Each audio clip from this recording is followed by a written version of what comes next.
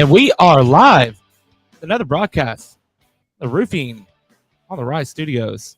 Today and every day, we are sponsored by Roofing Supply Incorporated in the Houston Marketplace. We are also sponsored by West Group Public Adjusters and RepCard. If you are looking for an awesome public adjuster, appraiser, umpire, West Group Public Adjusting is the way to go. And if you're looking for an awesome digital business card, RepCard is definitely the way to go. I am super excited today. Today's an amazing day. Today we have Chuck Thokey with Top Rep. Chuck, how are you doing today, man? Man, I am doing absolutely wonderful, man. I got some more success stories coming in this morning. It just keeps getting better and better. I can never say it can't get any better. No, it always gets better, and we're excited about it. Man, that's awesome. So, Chuck, I know that a lot of people are following along and might not catch a lot of viewers live today because it's July the 5th. We're looking at lunchtime. Everybody's probably back pounding away, but they'll look back at, here in the next hour, 2 hours or so, in between, their lunches and stuff. Do me a favor and just give me a good rundown of exactly what you do. Because I know a lot of people have heard about Top Rep, but they're not quite up to par with exactly what's going on. So grace us with what do you do over there at Top Rep? So Top Rep, we do a lot of different things, but Top Rep is a platform. It is a training, and it is the most immersive and successful training in home services. A lot of the magazines and a lot of the suppliers are already calling it the most successful. And the reason why is we get the sales reps in, we get them involved. It's not just, hey, come in and sit down and let us preach at you for a couple of hours. I mean, it's 2 days of extreme training, coaching, and then we get into a lot of role play with everybody. Then we also work with a lot of your sales management. So while the sales reps at the event, while the sales reps are what we call dogfighting, which are, pitching back and forth, the sales managers and owners go into a boardroom. And so we go into best practices and help them understand how some of the best and most successful sales managers have been so successful over the years. What are the different tools that they use and how do they use those? So when people go to Top Rep, and we continue to have story after story after story of when they leave, they use one or two of the techniques and already extremely successful.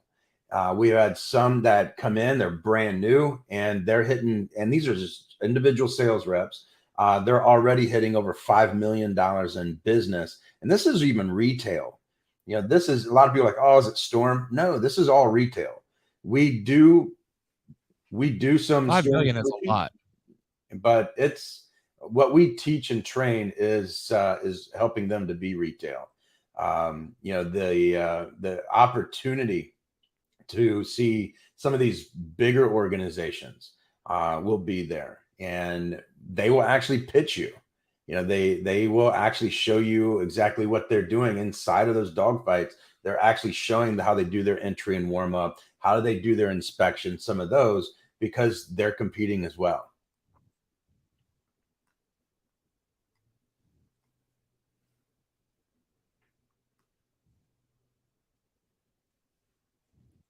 That leaves you there. Sorry.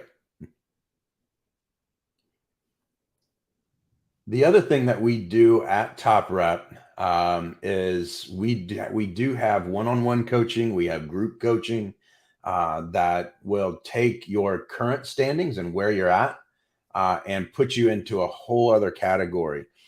We've had many people or many organizations that come in and they just compete just like anybody else. They're no different than anybody else. They have the same products, the same way of installing it. And we show them how to differentiate themselves through tangible items. The being able to show them a different product or explain that product differently, and it puts them into a completely different category, and it immediately changes their close rate, their profitability, and the success of everybody in the organization. And it is immediate. It's usually not something that we have to sit back and wait just to see how it's going. So, that's something that really helps the organizations itself determine how they're going to grow. Most of the organizations that come to us, they are fast growing, but they want to do things differently. But we also get some that are very stagnant. And some of these are older organizations. Some of them are 10, 20 million. They're like, hey, man, we can't seem to get to that next level. And we are the only coaching organization in the industry that operates at that level as well. When you get somebody that's 50, 100, 200 million, as a coach myself, I'm one of the only coaches that have been there myself. So that enables them to ask me certain questions. How do we get past this? How do we deal with this? I have a sales rep that does this. I've had a very, very large sales team. And so, I know how to deal with those types of situations, but I've also had very, very small sales teams. So, again, we can help them to understand how to deal with any situation that they have. The situation or the answers may not always be favorable, but we do know what to do in those situations.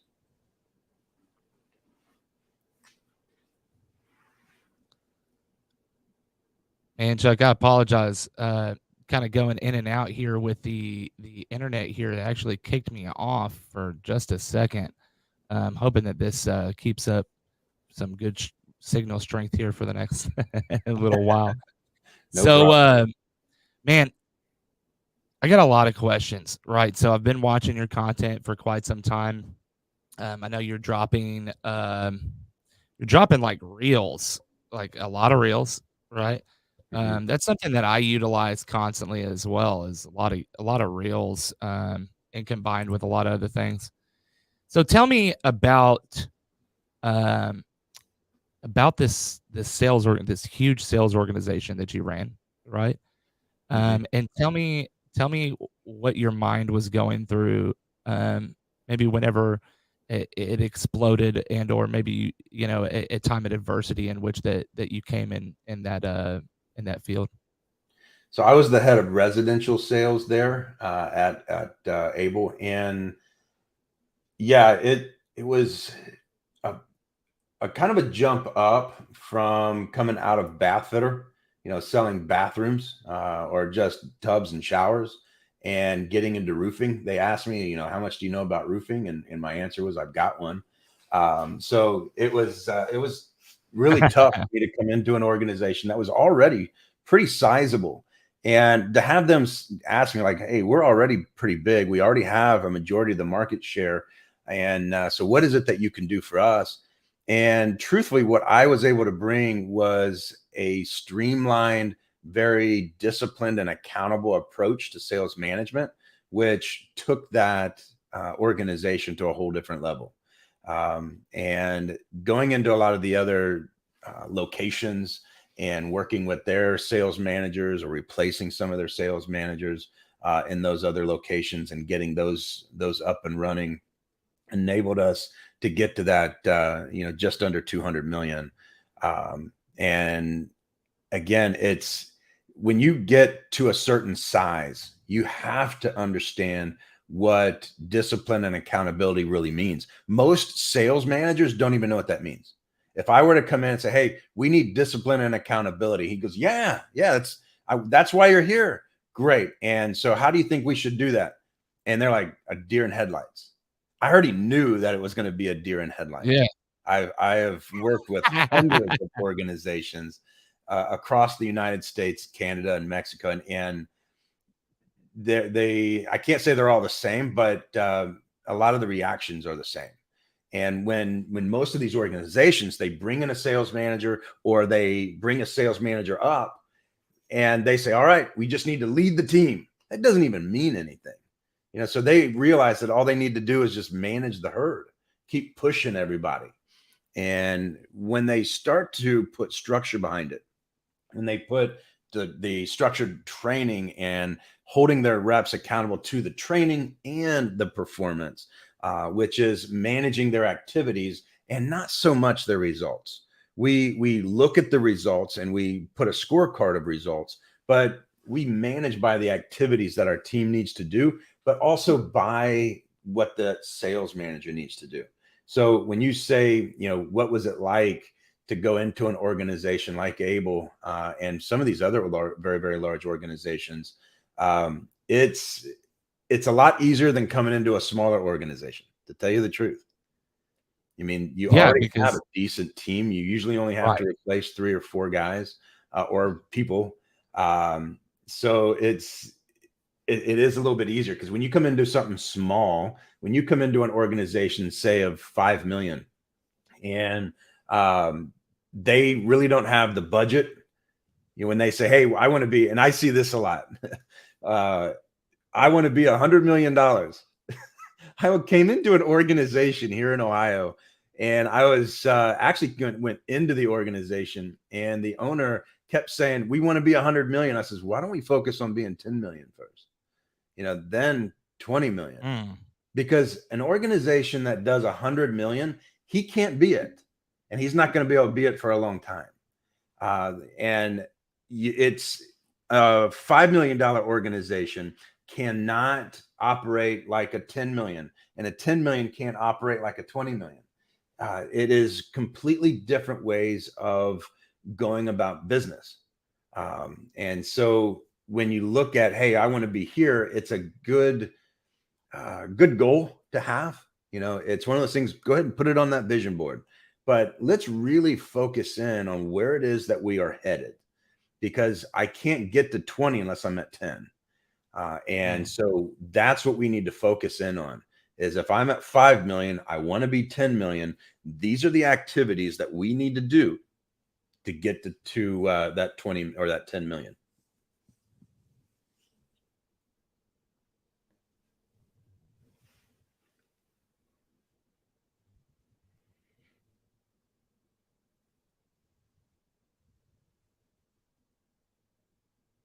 Did you get that? No, I did not, man. I can hear people outside of my studio right now, which is it is what it is. We got a big training going on tomorrow, and we've had so many RSVPs in the last 48 hours. We've had to move the training from one room to right outside of my studio, which is another bigger room. And so I just got done sweeping. Oh, wow. Getting kicked again. I just got done sweeping that floor, and we're about to bring in chairs. I just bought a bunch of chairs. We're gonna pack the house out. So That's awesome. Pretty excited about that. But that's the journey, right? So like, I don't claim to have like some super well organized and sauced podcast, right? Like, what I'm doing is trying to provide value. We're in Houston. We're in a humble studio. Thank God for Roofing Supply Incorporated putting us up in this studio. But we got some issues with the Wi-Fi, so we will deal with that. God is good, and God's working in life. So I know that He will use this podcast regardless of whether or not it's choppy or not. God works. God will provide. Jehovah Jireh. All right.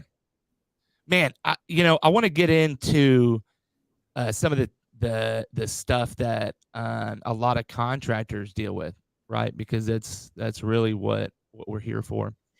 And I was a contractor for quite some time, so I ran into a lot of things at the door and stuff like that. So the main thing here is I want to dive into 2 things. I want to dive into your mindset of what you think about on a day-to-day basis. And then 2, what you execute. Okay. So let's start with mindset. So first off, what kind of mindset do you need to be a top rep? So inside of a top performing representative, the mindset is always forward thinking. Because from what we do in retail, it's always, you can't look in the rearview mirror. The organizations that truly operate the way they should, the sales reps, yeah, we want them to follow up, but we hire people to follow up. And because I know that I need those forward thinking people, these people that almost forget about it when they leave the house. Doesn't mean that they need to. I know that people are like, oh, that's not what you want. But yeah, it is, because it's always the next opportunity. We need the business always coming through the front door, instead of let's focus so solely on everything sitting in front of us. And hopefully it turns out. So when we look at the mindset, it's that forward thinking mindset. It's a just a very dominant, very I want to dominate my space type of mindset. When top reps, or when reps come to me and say, hey, how can I be the best? My answer is always the same. I'm going to tell you, but you're not going to do it, because most won't. They won't do what it takes to be that top rep. First of all, you need to be consistent. This whole BS about, hey, I'm going to go in and I can read the customer. Go read the customer somewhere else. Sales reps that read the customer close at 30%. But sales reps that are consistent, they go in every house doing the same thing that they did in the last one that they sold. That is a top rep. That's why they close at 50, 60%. And that's why those folks that are selling at that level are always the most expensive. I hear this a lot. Oh, we're the most expensive. I'll come into their organization and I'll find out, no, you're actually one of the cheapest in your area. So what we want is for these people that want to be top reps, first of all, you go out and find somebody that is a top rep and you emulate them. Someone that goes out, and what you're going to find is that they do the same thing in every house. They say the same thing in every house. They do the same thing in every house. They also will live in what we call day-type compartments. So when they go from one appointment to the next, they're unfazed. They can be yelled at by their wife and still be able to flush that and go into that appointment as if nothing ever happened. It's understanding the way to enter the house and what to do in every single house, and then what to do mentally to prepare yourself coming out of that house, whether you sold it or you didn't sell it. What can you do mentally? And we look at sales reps and we prepare them for this. Now, there's going to be a lot of other folks out there, and they have a lot of pretty language on what they want as far as mindset. I'm sorry, that is all BS. There is no pretty language. There's nothing that I want you to put on your wall. It's understanding that what it is that your job is, what is it that you are expected to do, and how are you expected to perform. Your mindset should be wrapped around that. It's literally on your wall behind you. Yeah. Two things. Grind all the way through the day. Wake up and grind. That's two different actions, actually. That's not even thinking at all. That's rise up. That's an action, and grind. That's another action. So I'm a big promoter of action, and I haven't always been like that. Like, you have to develop this. It's not something that is learned overnight. And I employed it for like 3 years, 4 years, and I became a business owner. And then I tried to employ it, but like I had all this noise, and I didn't understand how to like cancel a lot of that noise out and focus, really. And there was a few things that were big issues in my life that I weeded out. We could save that for another episode, or you could watch one of the 40 other episodes that I've got here on Roofing on the Rise about my past. But once my life changed about 3.5, 4 years ago, like everything really changed. But in the last 2 years, there's been this switch, and it's a light switch, and we all have it. and you choose to turn that on or you choose to turn it off. Right. And I do not wake up in the morning and say, I want to turn that light switch on. I just wake up and do it. And that's the call to action that we're looking for. And I'm so glad that you said this. You were like talking to that rep that asked you what he needed to do or what she needed to do to become a top rep. And in your reaction, your response was very simple put.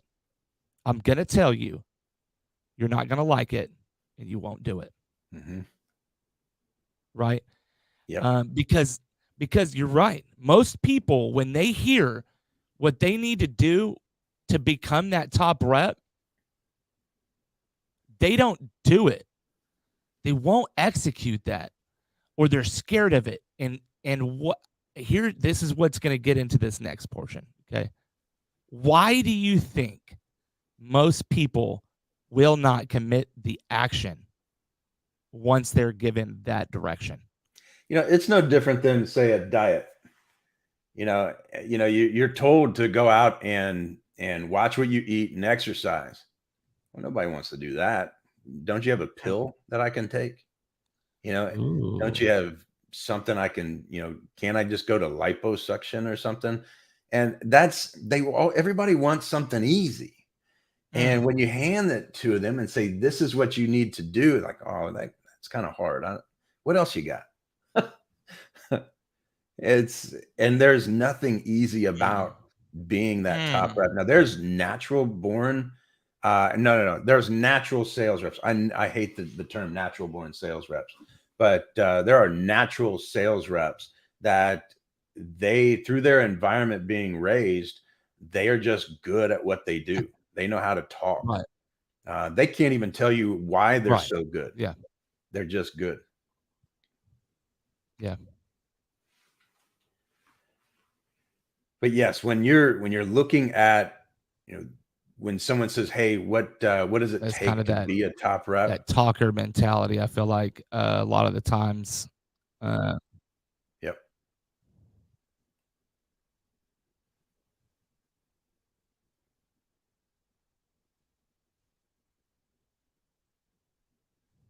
Yeah, I think we have a lag. Sorry.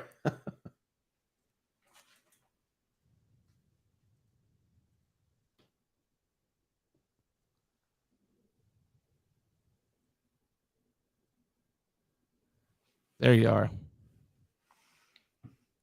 Going in and out here. So let's dive in deeper into the action, okay? Because there's more than just the thought and then the action. It's the actual consistency in the action, right? So like you can do it once and that's great, right? Make 5,000, 10,000, 20,000, 100,000, maybe even millions on your next couple jobs, 2-3 jobs. I can attest that many conferences, many learning opportunities that I've been to, I've done just that, like immediately put it into action. But a lot of times there's that missing portion, that little piece of the puzzle that a lot of people just cannot figure out, and that is that consistency portion. Could you tell us a little bit more about how you employ consistency, or how you would go about being consistent as a top rep? The easiest way to be consistent as a top sales rep is learn the scripts. I know people say, "Hey, I just don't like scripts." I understand that. But if you learn that script so well that you just cannot get it wrong, I can wake you up in a dead sleep, 3 years down the road and just scream at you, "I need to think about it." You should be able to come right back to me with exactly what to say. So consistency comes from knowing the steps of the sale in the house and doing it the exact same way every single time. Don't deviate from it. You're going to have people that will tell you, "Hey man, just get to the point." "Oh, okay, no problem. If you don't mind, I'm just going to give you the cliff notes. Is that okay?" And I give them the exact same pitch I give everybody else. So when we look at consistency, it is through the training, it is through being able to hold them accountable, and doing it week after week, of understanding that what we're going to do is we're going to drill and train, drill and rehearse, Ladies drill and and gentlemen, train, drill and rehearse. we're having some technical difficulty. There you go. There he is. I am having some serious issues over here today. I've never had this many issues during a I think broadcast. everybody can still see me though, right? If I just keep talking while you Yes. have, okay, good. Yep. Yep. Yeah, it is still it's still rolling. So I apologize to all the No listeners problem. and everybody in the future that'll be watching this. Chuck, we may need to do a another one, Okay. just so that we have full transparency and full audio through the whole thing. I'm okay with that. So yes, man, I really do appreciate it. I'm sorry that this is an issue today, but like you said, you know, as long as you keep on going, we're great. So let's continue. Let's go in about let's talk more about your daily routine. So top reps generally they have a daily routine. Um, is there a certain routine, or is there, because I know there's not like a secret sauce, right? There's no secret sauce. But is there something that you recommend that top performers generally do? So there is a bit of a routine. Everybody's routine is a little bit differently. We do give them an example of what a routine looks like. Getting up in the morning, doing a workout. Some people will go into a meditation, which is totally up to them if that's what they want to do. But I do like it going into the doing some affirmations. I myself am not real big on affirmations, but there are a lot of reps that really are. So I never go in and say, I know that's not going to help, because it Yeah. will. It definitely will. For me, it's seeing that success. When I say, hey, I am successful, I have to see that. I can't just tell myself. But again, going Yeah. into that routine daily of, whatever your routine is, make sure it's something you do every single day. It can't just be waking up in the morning and wondering, what am I going to do today? Let's look at my calendar.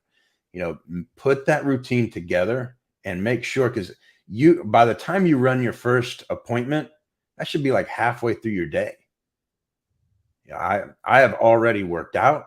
I've already, reached out to some past homeowners.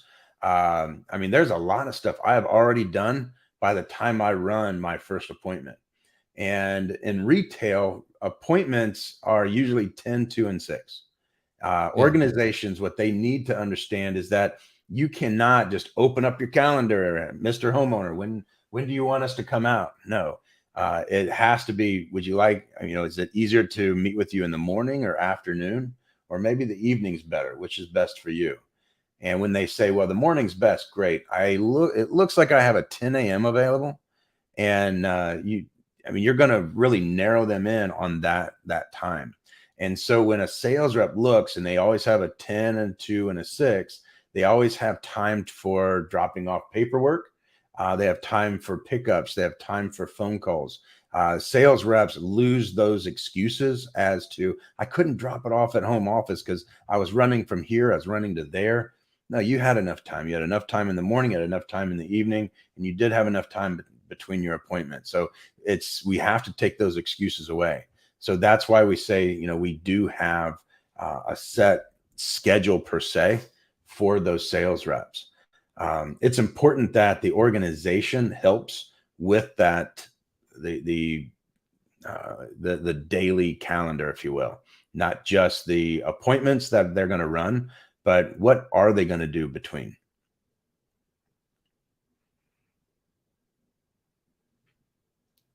That's I feel like that's a huge issue with a lot of reps because they don't understand how to manage their time properly. And so if you put that program in place, then you're more apt to be able to close more, and you're going to have less screw ups, because I know for me, whenever I was running 5, 6 appointments a day, like it was so hard to make it from one appointment to that next appointment across town, right? Uh, you're not factoring in gas, stopping for gas, Mm-hmm. stopping to use the restroom, food, and if anything happens in between. I'm very, very, very glad that you touched on that because very few people touch on time management. And if they do talk on time management, it's block your schedules. And it's like, that's cool. Everybody blocks their schedules, bro. Like we're already Right. there. And I'm here I am talking a little. My life coach is probably watching this and is like, all right, I got you, bro. I got you. Next week is going to be 10 times harder. Because that was like last week for me was time management. I was just like, I came to my coach and I was like, hey, I need some more time in my life. And so we started doing, some exercises. Now the time blocking I've already used. I utilize that already, but not to the extent in which that my coach wanted me to do it. And so I actually failed a few days this week, which kind of sucks, but I'm accountable, right? So that's what very few people do is hold themselves accountable and are truthful about that. So like I'm not going to meet with my coach this next Monday and say, yeah, last 2 weeks, perfect, buddy. Let me show you. No, man, I'm going to be like, hey, dude, I screwed up like 5 days out of that whole 2 weeks. But this is what I did do this day, this day, this day, this day, this Right. day, this day, this day. And generally, if you're doing the action, it's going to be, well, you got the program. You got what was supposed to be put out. Let's move on to the next thing. And that's what really kind of boggles me about a lot of coaching is it's not always about beating the dead horse. It's about understanding what the lesson is and utilizing that and actually putting that into action. So, one thing that's really, really important, and we're talking about this right now, is schedule. Right, that's what we're talking about. Is your schedule, your time, managing your time properly. Um, in the dictionary, schedule is a plan that you set out, a type of plan in which that you set out to execute. That's like the first thing that pops up as definition for schedule. Um, it's extremely important that we look at this in our own day-to-day lives and we execute in a way in which that will put us into that top rep, not in the average rep. Because if you're executing the things that you're talking about at 3 o'clock in the evening and not closer to 10, then you're already behind for the rest of the day. You're not a top rep. You're missing everything. And the reason why I say this is because there's a few people out there that are watching that may be stuck in that, right? And so I want to encourage you to rise and grind. That's like Yes. the big thing. It's like We action. we even tell our sales reps that when you wake up in the morning, you're broke, and your job is to put Yes. yourself back in business by the time that you go to bed. Ooh, I like that. That's golden right there. Hmm. So Chuck, let's talk about daily action plans. Do you utilize daily action plans, or do you promote daily action plans? We do in some organizations. Where they're best is when you have like the insurance-based organizations where the sales rep has to go out and they really do have to manage their time and their calendar. Yeah, And a lot of the retail organizations, I don't allow that. I mean, the sales rep runs the calendar that we put in front of them. Um, yeah. but for the insurance based, yes, we do have those action plans. Is what needs to be done. But also for us, what that action plan is what needs to be accomplished today. But it's based on self improvement and as well as performance. Okay. Um. So tell me this: when did you have you always been like business ownership, or have you been at W-2? Um, Mostly 1099, but Yeah. there has been a few W-2. Yeah. Okay. So, did you start out at 1099, or did you start out when you first job, was it 1099 or W-2? No, my first jobs were W-2. Even my first job in home improvement with bath fitter, I was W-2. Oh, really? Okay. So tell me, when you went from W-2 to 1099, what were the things that were going in your head? Because I know that this is one of the things I like to talk about here. Because there's a few people in the audience that are watching, and that they're thinking about these things. Between going to 1099. And then I'll ask you another question about 1099 and W-2. It's a Well, little the first bit. thing that goes through my head, am I going to remember to pay my taxes?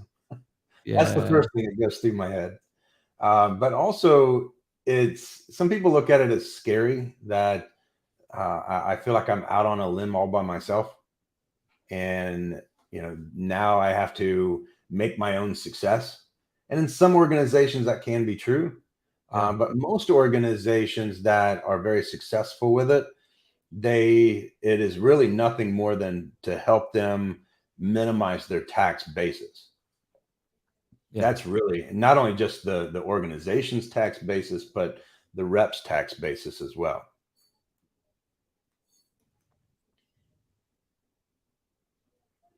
Lost you again. Here we go. There you are. So, in your opinion, should a roofing contractor have W-2 reps, or should they have 1099 reps? I seen you smile a little bit whenever I asked that. Going to, It's a big controversial thing right now. with so much that's going on right now, even in Ohio, if Yeah. you're in Ohio right now, you got to be on your game when it comes to W-2 versus 1099. They are cracking down on it hard. Yeah. Some of these Ohio-based organizations are paying big fines right Really? now. They're cracking Hmm. down on the W or the 1099. So, Yeah. what's going on this year, you have to start leaning towards that W-2.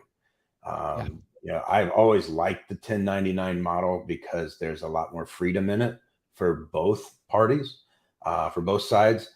But even the W-2, you can still do a commission only through W-2. You can absolutely do a Yeah. commission only. Some people think, oh, now I got to pay an hourly wage, or I got to pay a salary. No, you don't. Not if you don't want to.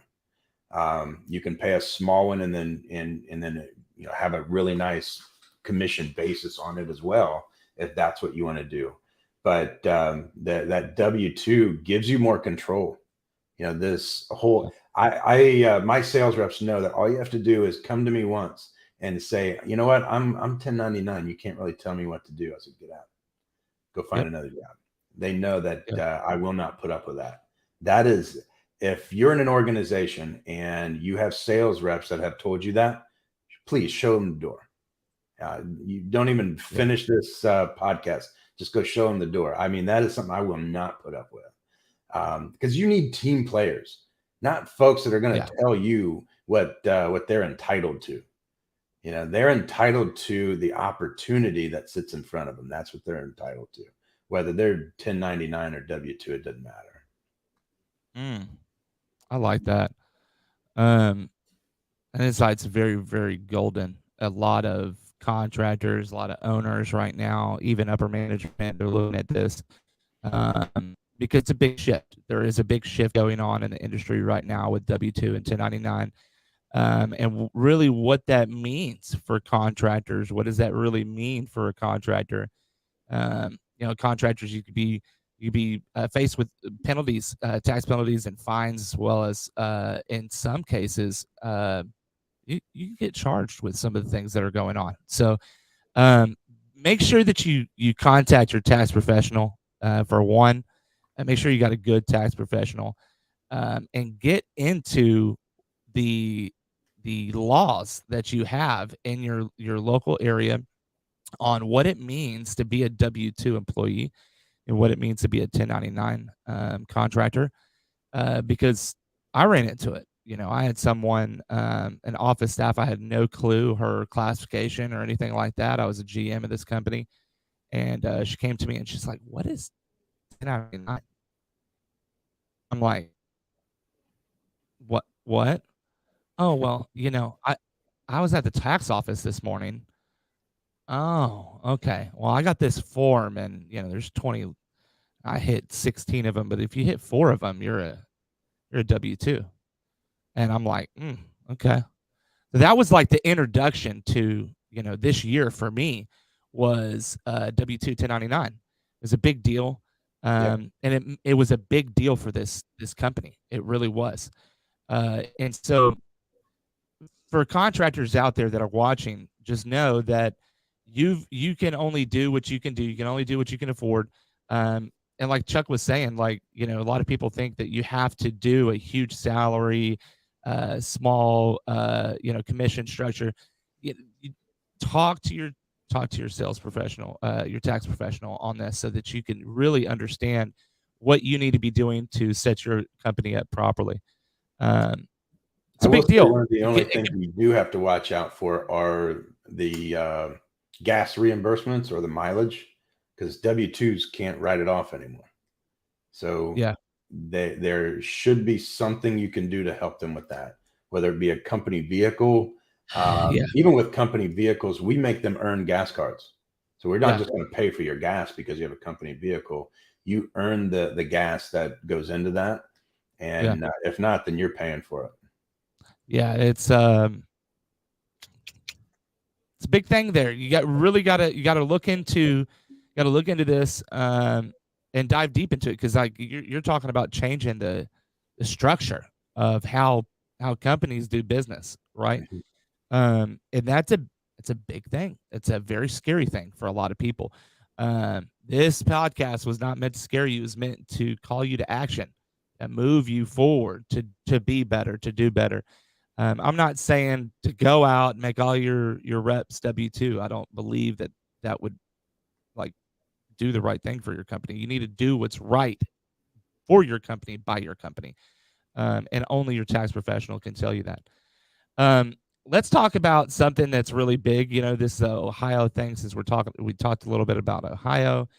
Ohio had some legislation stuck into the House this last year about licensing for contractors, roofing contractors. What's your take on licensing for roofing contractors?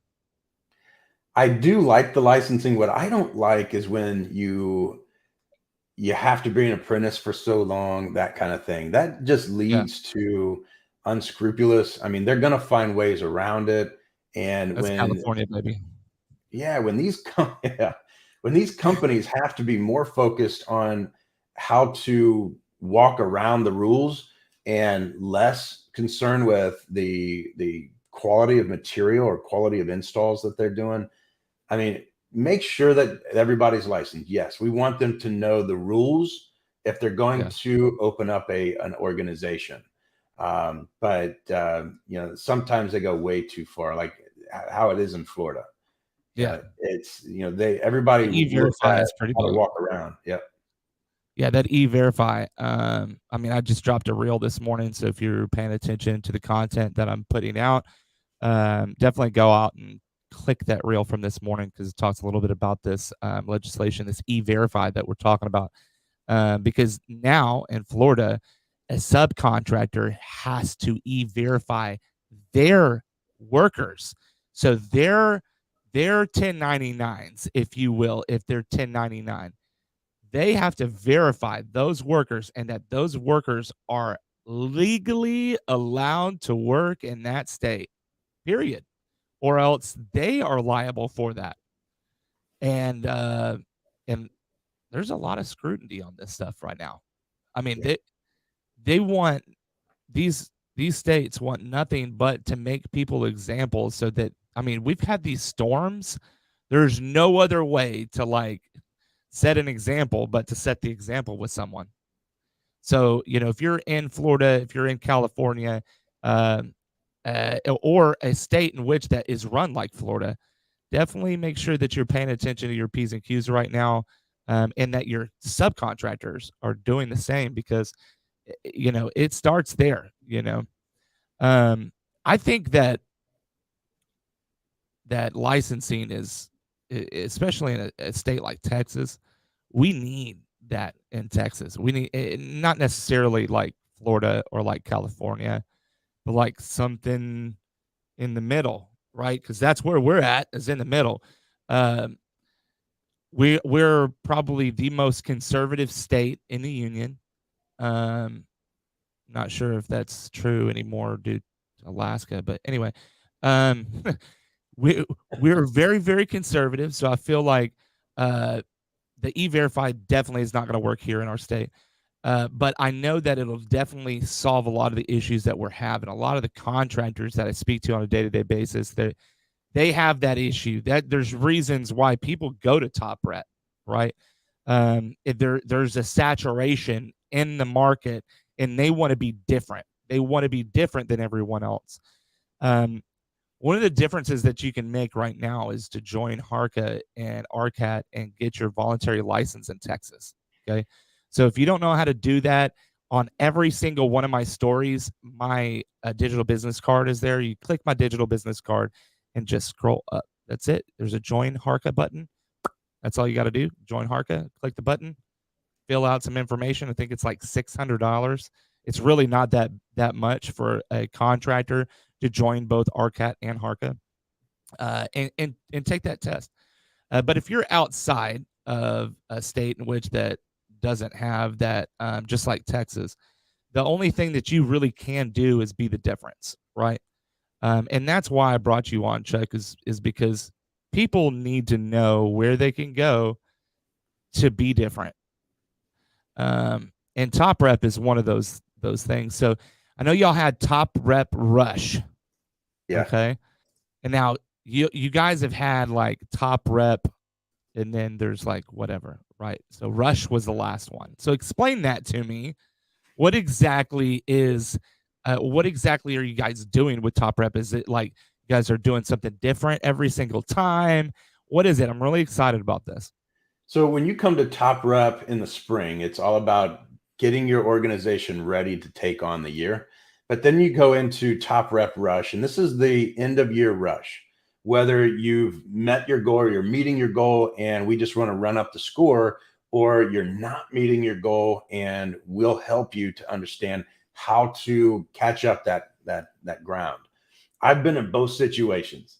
People say, "Hey, have you ever done this before?" Yeah, I've been several $1 million behind. I mean, if you see how big we were, there's times when we never thought that we were going to hit it, and we really have to make some changes.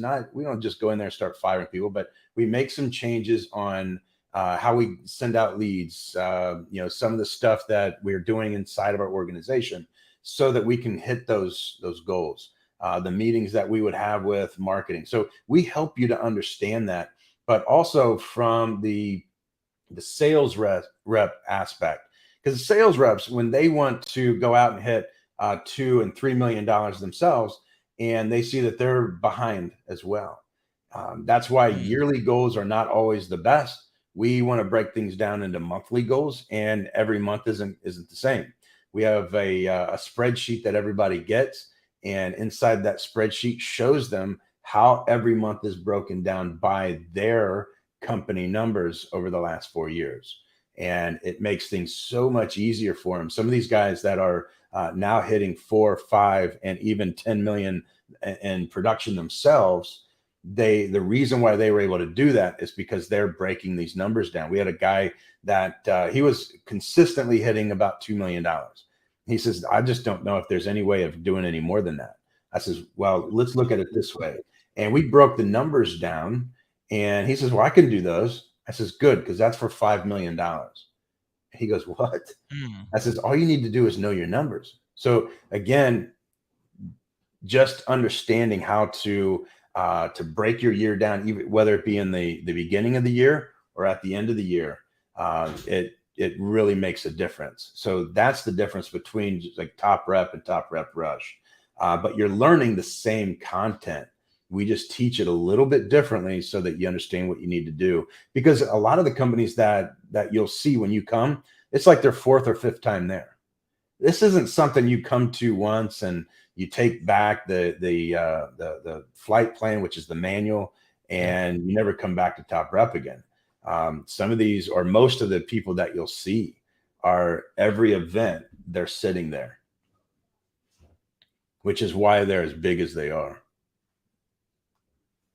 Mm.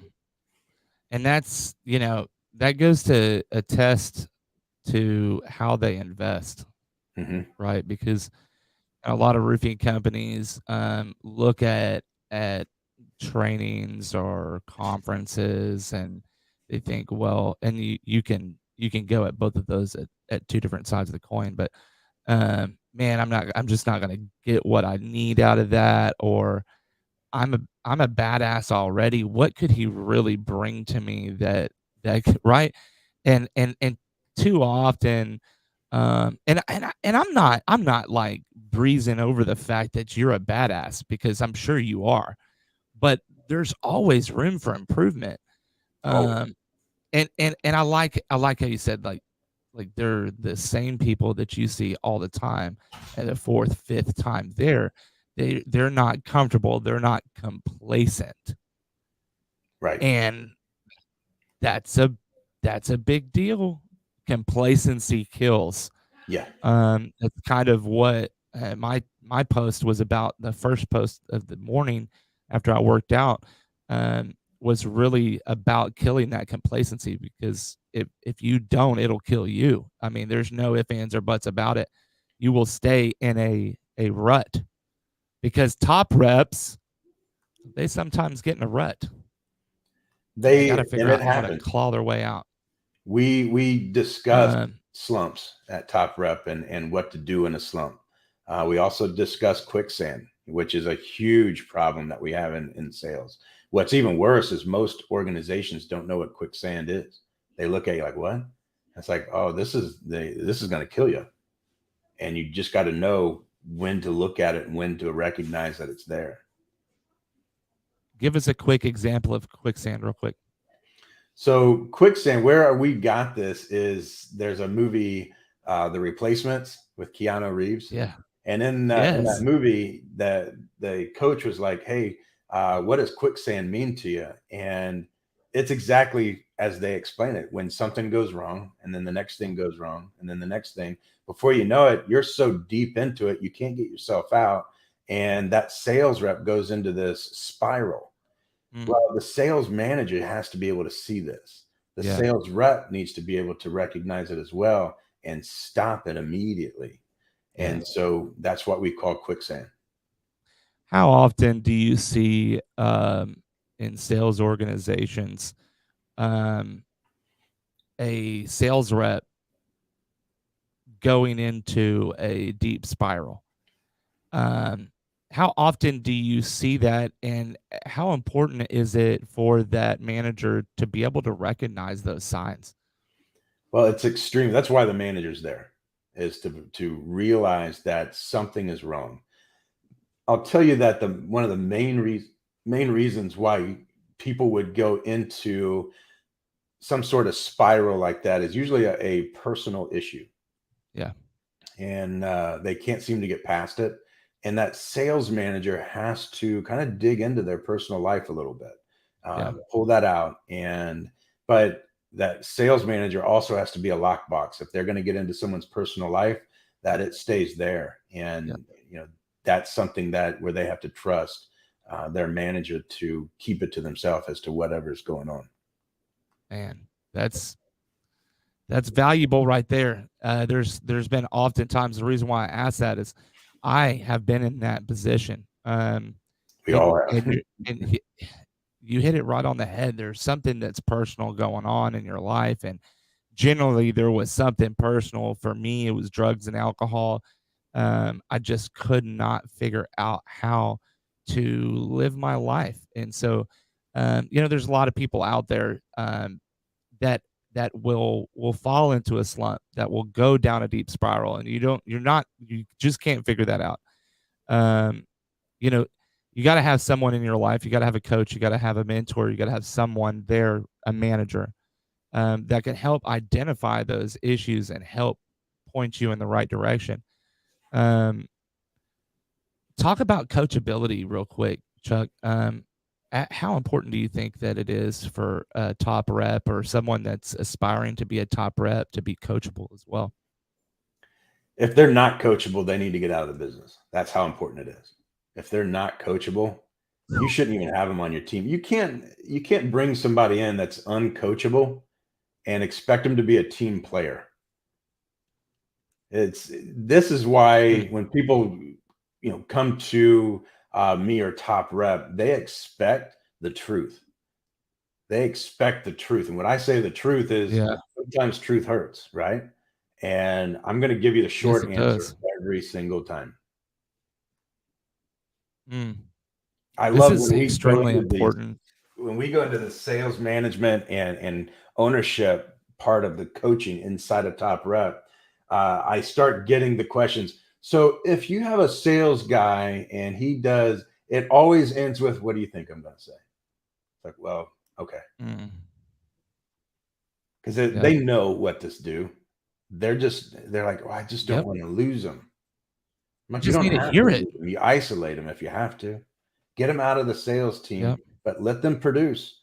Just give them 2 weeks. I promise you, they're going to wonder how to get back in the sales team. They're going to think heaven on earth just happened when they first find out they don't have to come to the sales meetings anymore. They're not allowed in the office anymore. Drop off your deals at my house or I'll pick them up from you. And after about 2 weeks, when they're bored out of their mind, like, all right, I Yep. went back on the team. What do I got to do? Yep. Okay, good. Let's put our heads together. Let's get you back on the team. But I never want to see that again. And this shit works. Hmm. I took that advice. I took that advice from my mentor that actually was in. He's been in rooms with you all the time.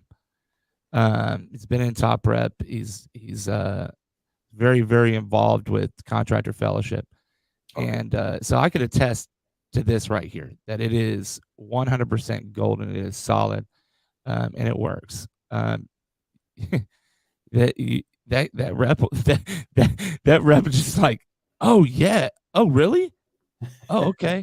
It's like I was so it was I just did not know how to handle this certain type of rep, and my first reaction as a young man is fire him. Like he won't adhere to the code, get rid of him. And in my in my mentor's like, how how much does he turn in? uh, um, I'm just gonna let you know that that guy is essential either way that you look at it. So let's change his mind frame. And Hmm. when I started to do that, I got that reaction. It was like happy go lucky. Yep. First week, second week was kind of like, wait, what's going on? Third week's like, wait, I can't. Why am I not in the meetings anymore?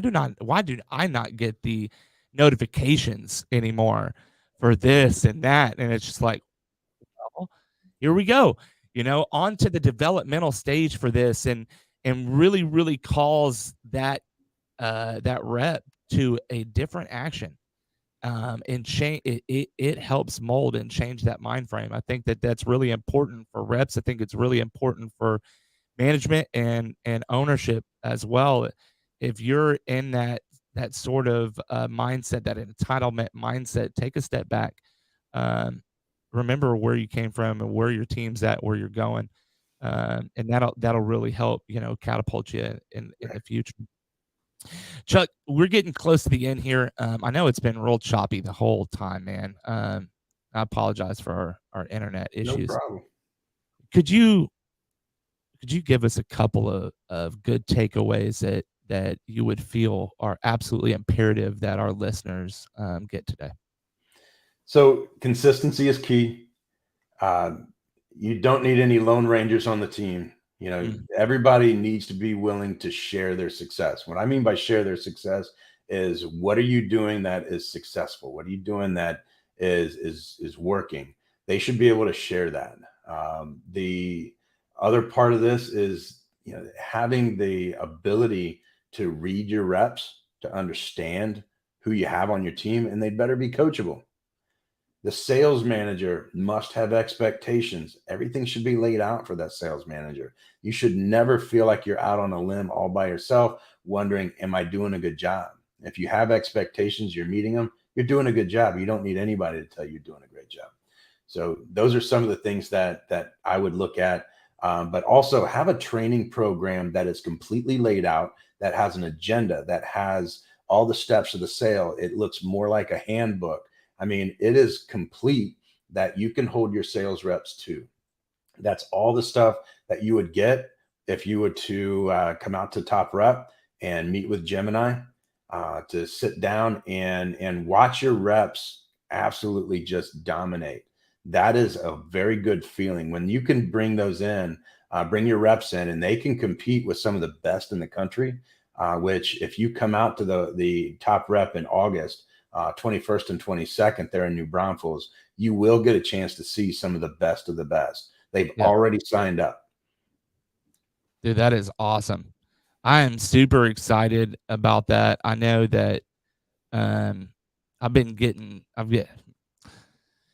my mentor has wanted me to go to Top Rep since you guys started it. So I'm hoping that we plan this for August. I'm going to get with him, and actually I have an awesome little wheelhouse that I defer to constantly. Very, very small circle of people, but if one meets with a roofing contractor, we all meet with them. And so it goes the same for everyone. We all plug and play each other. It's a very, very awesome thing. And that's what you're supposed to do in business. That's what networking is all about. It has been a live stream today. We have had some Wi-Fi issues.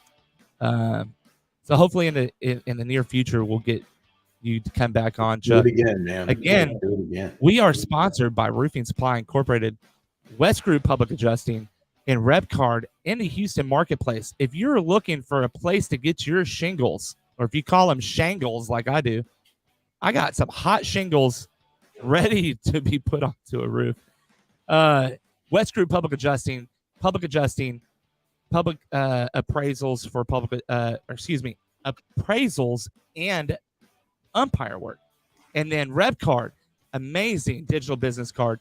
Again, if you're not on Harka or RCAT or NCAT, definitely click that RepCard link and hit Harka. We are ready to go for you and ready to help you out. Again, it's been a live stream. You have a wonderful day.